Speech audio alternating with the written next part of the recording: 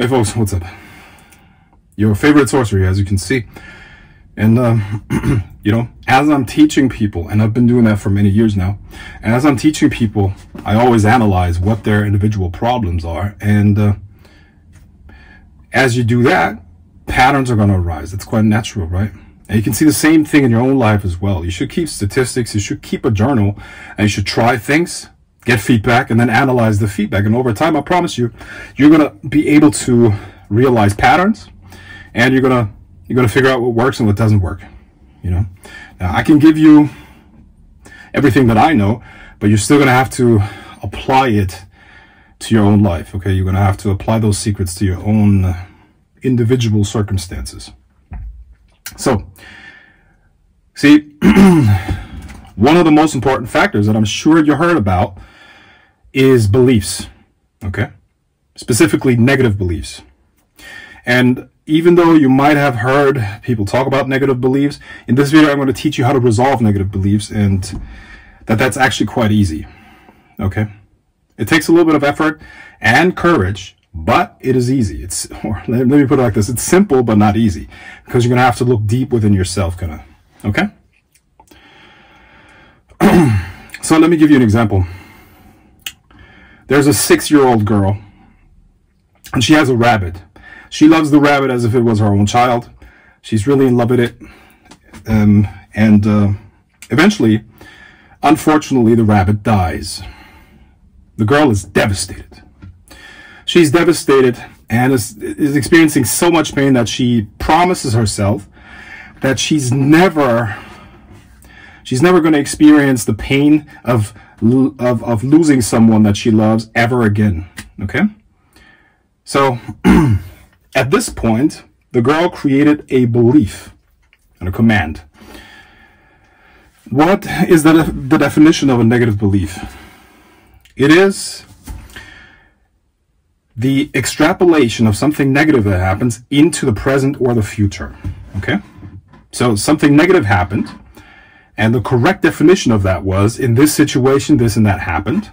A negative belief would be, this happened, so this is how it's always going to be, or this is what I'm going to do to prevent that forever, you know, or, you know what I mean? So the person is extrapolating something that happened in the past into the present and the future. That's not good. Now, I did a video on vibe where I explained how vibes work. A vibe is a frequency that you unconsciously resonate or unconsciously send into the universe, and it's going to activate people, objects, and situations that are on the same or a similar frequency. A belief you could really imagine as a ball of energy on a specific frequency that is affecting the outside world. I'm sure you're familiar with this double slit experiment, in which it has been proven beyond any doubt, beyond any reasonable doubt. There are still people who can't fathom that could be possible, but beyond any reasonable doubt, it has been proven that the way we expect things to happen, the way we perceive things, influence how things are. And this is not taking place consciously. Please understand that the power of a subconscious belief to affect your life lies exactly in the fact that it is unconscious. You see, similar to a spell, for example. A spell works in a similar way. A spell is very, very powerful as long as the person is not aware that they're being affected by it. And I'm not talking about spirits right now. I'm talking about just a spell that you could put on a person. Any type of manipulation is really only really powerful as long as it is not conscious. Okay, as long as the person is not conscious that they're being influenced, the power is really there, right? So the belief is a certain, you know, package of energy, you could say, that is resonating a specific frequency, and based on that, things are being attracted or repelled or sabotaged and whatnot. Okay, so this former 6-year-old girl is now a 25-year-old woman that just can't get relationships to work for her. It just doesn't work. Even though she's very pretty, she has a great personality, she's really well liked, she just can't keep a man. Okay? So, what is happening here? The belief that she had, or still has, that she created in the past as she was 6 years old, is now preventing her from going deeper. Because every single time she's with a guy, and it starts getting a little bit more intimate, and she starts developing feelings, red alert, red alert, I might get hurt. I might lose this person. That's why I'm not going to fall in love. I'm not going to allow that to happen. Because I don't want to experience that pain again. That's the rationale behind it, right? So either she sabotages the relationship, or she attracts that the guy sabotages the relationship. And I think you get the idea. So this is a pattern that she's going to have her whole life, this poor woman, if she doesn't resolve this negative belief. And here's how you resolve a negative belief. Here's how it works. The first step is you need a certain goal or a certain affirmation that you want to have as a new belief, or as a belief that you would want to have. Okay, so let's say that would be something like, let's stick to the example of the girl. I want a great guy and be deeply in love with him and have a great relationship with him. Okay, so that could be a belief that she wants, because that's going to determine her reality. And she would write that down and really prioritize that in her life. Maybe she puts it on a wall or something like that, or it becomes part of her vision board, all right? And then she starts visualizing that and tries to put that visualization and that thought out into the universe. She's trying to project it into the world.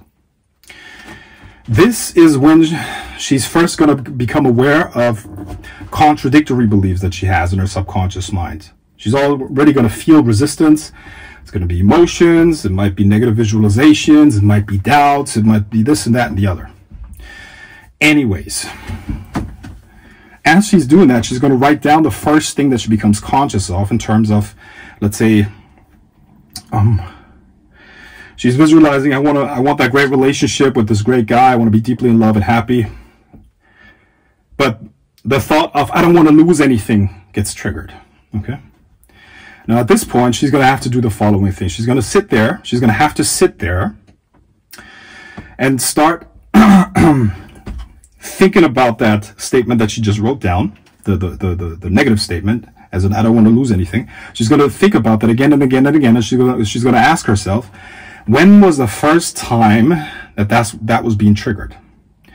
And after a while, she's going to become aware of the first time she created that negative belief, as well as the circumstances. And this is exactly when this negative belief is going to resolve itself. And with that, she's going to gain a lot more energy. You know, negative beliefs are essentially sucking up your energy. Okay? So this negative belief is going to release energy. She's going to cry or whatever, something. It's going to be a release, even just a sigh. It's going to be a release of energy, a release of tension. And now this belief is no longer going to work against her. She resolved it. Now, usually we don't have one negative belief that is working against us. We have many, many negative beliefs. So she's going to have to do that again and again and again until she can project that thought of the great relationship, until she can project that positive thought, that positive decision into the world in clarity without internal resistance. So it's just going to be, I have that relationship, that great relationship with that great guy. I'm completely in love and nothing else. She's just going to feel good about it. Nothing within her is going to work against her. Okay. And this is now when she can actually manifest that thing. And on top of that, she can start working on other positive beliefs that she might want to have, because your beliefs, I promise you, are going to determine your destiny. That is absolutely the truth. And that applies to all other areas in your life as well, and spirituality and magic too, as you guessed it, right? So you don't get results with your magic. How many negative beliefs do you have about magic? Right? I guess you get the idea. You need to resolve all of that before you do the spell. Otherwise, you're going to work against you. And this energy and this energetic chaos that you're going to create within yourself is going to harm you, no one else. Other implications. Now, if you put a spell on someone, you don't want to tell them. I mean, if you're like, hey, I'm going to put a curse on you, and then you put the curse on them, you just don't understand how these dynamics work, you see? Because, like I said earlier, a